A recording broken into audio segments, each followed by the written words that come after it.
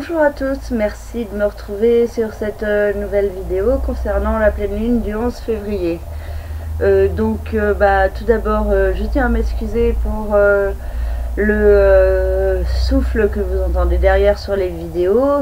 J'ai essayé de résoudre ça par diverses manières et pour l'instant, je n'ai toujours pas trouvé la solution adéquate. Donc, excusez-moi et j'espère que ce problème sera résolu à un moment ou à un autre. Des fois, quand il y a blocage, il y a blocage. Donc, voilà, j'espère que vous entendez quand même bien et que vous voyez un petit peu le tableau que je vous ai fait derrière représentant les énergies de cette pleine lune. Et je vais vous expliquer maintenant celle-ci en un peu plus de détails. Je vais essayer que ce soit assez rapide, mais il y a beaucoup de choses à dire, donc je vais essayer de faire court quand même. Donc alors, la pleine lune, c'est le soleil et la lune qui sont opposés.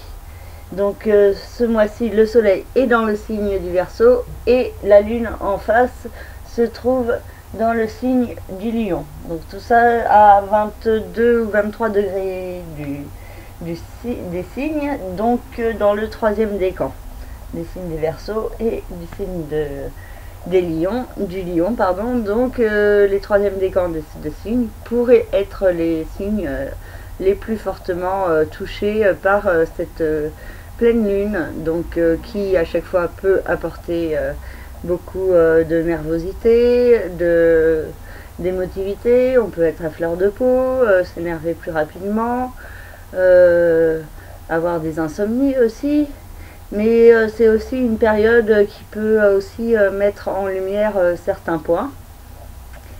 Et ce mois-ci, il y a également une éclipse qu'on appelle une éclipse pénombrale. Donc les éclipses sont toujours des moments importants qui peuvent être source de grands bouleversements dans la vie de certains. Donc cette éclipse est appelée aussi lune de neige. Donc on a vu quelques flocons cet après-midi à Paris. Peut-être qu'il y aura encore pas mal de neige cette année. Ça a déjà commencé un petit peu au mois de décembre et de janvier. Et il pourrait y avoir encore d'autres sessions neigeuses par la suite. Donc le soleil en Verseau et la lune en Lion nous demandent de nous recentrer sur les autres, sur l'altruisme, le partage, sur ceux qu'on aime, de passer du temps avec eux et de partager des bons moments. Chez certains, cette notion d'altruisme n'est pas présente et cela pourrait être renforcé pendant cette pleine lune. Et pour d'autres, au contraire,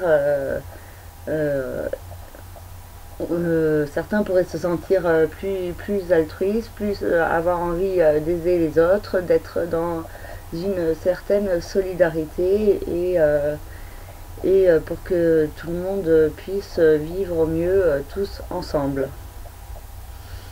Donc cette pleine lune est assez importante car la lune se trouve au trigone de Saturne et au trigone d'Uranus, Saturne dans le signe du Sagittaire et Uranus dans le signe du Bélier. Donc Saturne et Uranus sont en trigone depuis plusieurs mois et il y a tout un principe qui se met en place de de changement et de construction. Donc il ne faut pas avoir peur de se diriger vers l'inconnu, de rejeter ce qui ne vous convient pas. Comme ça, vous pourrez faire apparaître ce qui vous conviendra mieux par la suite. Donc ce trigone entre Saturne et Uranus favorise cette mise en place de changement. Et ce mois-ci, la présence de la Lune lors de la nouvelle Lune et lors de l'éclipse au trigone d'Uranus et de Saturne indique une période très favorable justement pour mettre en place cette construction, ces changements, de se servir de la restriction, de votre insatisfaction pour mieux avancer vers ce qui vous conviendra mieux, vers ce qui vous apportera plus d'épanouissement, qui donnera également plus de sens à votre vie. Ensuite, nous avons donc la Lune qui est au sextile de Jupiter.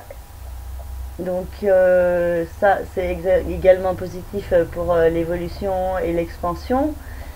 Et de l'autre côté, le Soleil est au trigone de Jupiter, au sextile d'Uranus et au sextile de Saturne. Donc vous voyez, il y a des grandes figures en bleu qui lient positivement la Lune, Jupiter, Saturne, le Soleil et Uranus. Donc le grand triangle de feu est accentué par Jupiter qui se trouve dans un signe d'air, donc finalement qui permet au feu de brûler plus fortement, de s'enflammer, de prendre plus d'ampleur. Donc tous les changements qui se mettent en place prennent ce mois-ci beaucoup plus d'ampleur. Cela peut être très bénéfique car il s'agit de trigones et de sextiles qui sont des configurations positives qui apportent chance et protection. Donc à vous aussi de savoir relativiser et de savoir saisir le positif là où il est, parce que des fois on peut voir une situation comme négative et en fait sur du long terme celle-ci s'avère très très positive et a permis une certaine évolution qui n'aurait pas eu lieu sans cette situation difficile. Donc voilà, donc on positive les situations en se disant qu'elles vous portent vers autre chose, vers plus loin, vers une meilleure compréhension aussi de ce qui se passe autour de vous, d'une meilleure perception, d'une meilleure écoute de ce qu'il y a autour de vous, d'une façon positive pour que les énergies autour de vous s'expriment elles aussi de façon positive. En toile de fond, il y a quand même toujours cette quadrature entre Jupiter, Pluton, Uranus et Vesta. Donc Vesta en signe d'eau, Jupiter dans l'air, Pluton dans la signe de terre et Uranus dans le signe de feu. Donc là, les quatre éléments, il y a des planètes dans ces quatre éléments qui sont en figure difficile entre elles. Donc ça laisse entendre que la régénération et l'harmonie sont difficiles à atteindre, et en ce moment on peut être dans une certaine incertitude ou crainte que l'évolution future ne soit pas conforme à nos espérances, parce qu'avec ce qui se passe en ce moment en France, les présidentielles et tout ça, on pourrait être un peu dans le flou, rester assez perplexe sur la suite des événements et sur ce qui nous attend. Donc je pense que l'important c'est de se focaliser sur les traits bleus, donc ce qui est positif, et de se servir de son émotivité au mieux pour pas qu'elle entrave une certaine harmonie intérieure ou des relations avec les autres. Donc on fait attention à se recentrer sur l'amour, sur la lumière et sur ce qui est positif. Je finirai peut-être en parlant... non, avant de finir, je vais quand même vous parler d'une lunaire nord qui est en conjonction quasi avec la Lune. Bon, la Lune est en Lion et le nœud lunaire nord est en Vierge, mais elles sont toutes proches l'une de l'autre, et cela indique la nécessité aussi de se diriger vers un certain inconnu, de lâcher prise sur certaines valeurs, sur certains jugements, sur des idées préconçues qui en fait sont fausses. Donc cela demande quelque part de faire un peu table rase de tout ce que vous pouvez penser pour pouvoir repartir vers un certain inconnu, donc dans un chemin mystérieux pour l'instant, et il ne faut pas avoir peur de s'engouffrer sur ce chemin, et au contraire il faut faire des efforts de sortir de sa zone de confort et pour pouvoir y gagner beaucoup plus par la suite. Alors, pour finir, je vais parler de Mercure dans le signe du Verseau, qui vient accentuer également le processus du Soleil dans le signe du Verseau, qui indique la nécessité d'être centré sur les autres, d'aller de l'avant vers la nouveauté, d'être curieux et dans la découverte. Donc cette position de Mercure peut aider certains dans la compréhension de ce qui se passe actuellement. Et Mercure se trouve également au sextile de Vénus et de Mars, qui se trouve dans le signe du Bélier. Donc Mars symbolise l'action et il est dans son signe de maîtrise, donc c'est une période importante pour être active et pour mettre en place les changements impliqués par Uranus. Et Vénus vient apporter dans tout ça un petit peu de douceur, apaiser les situations pour qu'elles soient plus dans la diplomatie, l'harmonie et la bonne entente.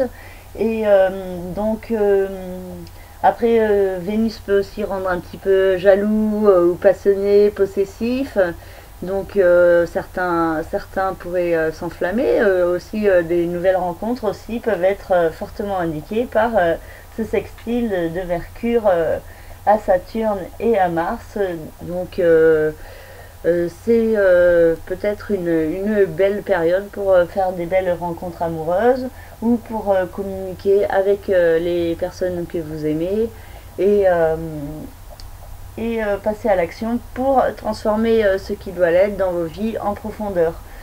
Donc il semblerait que cette pleine lune soit fortement favorable à l'évolution, une évolution plus tournée vers les autres, vers l'amour, la lumière, vers aussi peut-être l'éclosion plus forte d'un nouveau monde, une nouvelle conscience.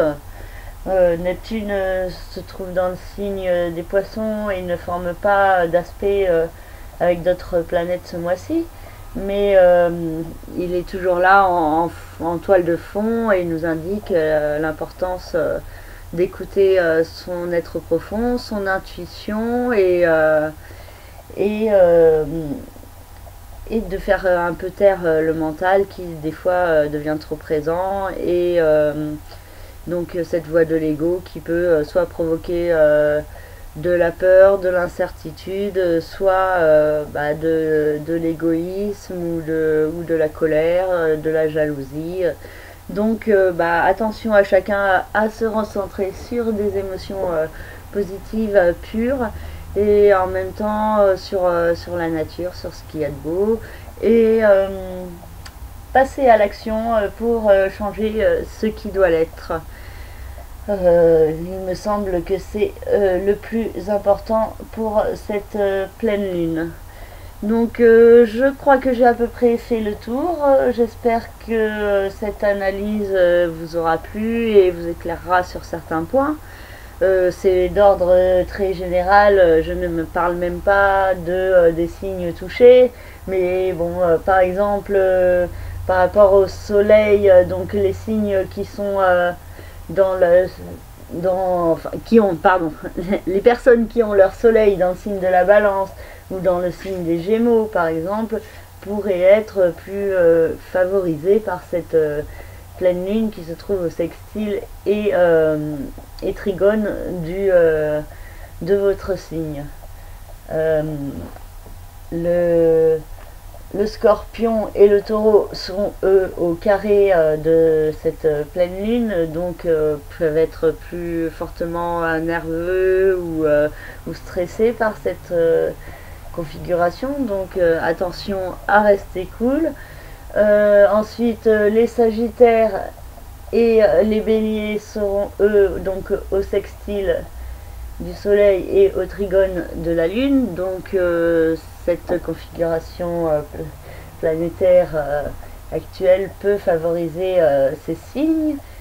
Ensuite les Capricornes et les Poissons seront peut-être les moins touchés par cette pleine lune, il pourrait connaître une certaine hésitation, incertitude ou procrastination en raison du quinconce de la lune à leur soleil, hein, si bien sûr c'est de votre soleil qu'on parle. Pour tous les signes par contre, c'est surtout les troisièmes décans qui seront touchés par ces configurations, hein. Donc ensuite, j'ai parlé de tout le monde. Non, il reste encore le Cancer et la Vierge qui eux seront au quinconce du soleil. Donc eux aussi pourraient être dans l'hésitation, dans l'incertitude, avoir du mal à vraiment passer à l'action. Donc il faudra se forcer un peu. Et donc les Verseaux et les Lions, j'en ai parlé un petit peu au début de cette vidéo, pourraient être assez touchés par cette configuration, mais ça peut être à la fois positif ou négatif. Ça peut aussi être indicateur d'un tiraillement de deux options qui s'offrent à vous et que vous ne sachez pas trop laquelle prendre. Peut-être que deux problèmes opposés pourraient être mis en lumière, et il faudra me trouver un certain équilibre pour pouvoir avancer au mieux. Donc voilà, donc si vous souhaitez des prévisions plus personnalisées concernant votre propre thème de naissance, n'hésitez pas à me contacter par le biais de mon site internet lacerisecosmique.jimdo.com, et dans la rubrique service vous trouvez toutes mes prestations, donc n'hésitez pas à me contacter. Donc je vous souhaite une très belle pleine lune, et je vous dis à très bientôt, et je vous remercie de votre écoute. Au revoir.